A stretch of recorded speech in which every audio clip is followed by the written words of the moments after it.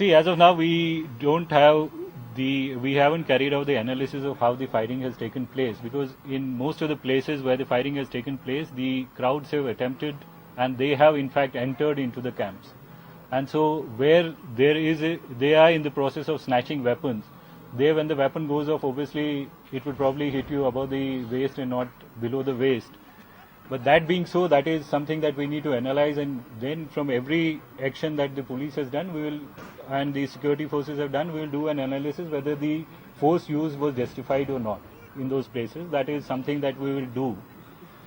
And in Damala Anjipura, as I said, we exercised so much of restraint that even when the police station was set on fire, we didn't retaliate, because there was a cushion for us not to retaliate there, so we didn't retaliate, we retreated, even though they looted the police station. And then they kept about 20 of the policemen hostage there and fired upon them with the weapons that they have seized.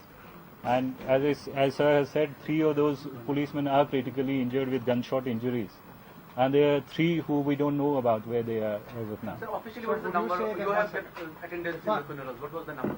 Sir, we don't have the exact number. Do you have the number of the injured protesters who have been injured? We will give you the numbers. Javed sir, would you say today's 8 civilian boys have been killed? Does it outweigh the actual killing of Burhan? I mean, if you do 8 boys are dead on one end, Burhan is dead. So it kind of outweighs the killing. No, we would not like to draw that comparison. We would, as sir has already said, we would not have liked any of the lives to be lost today.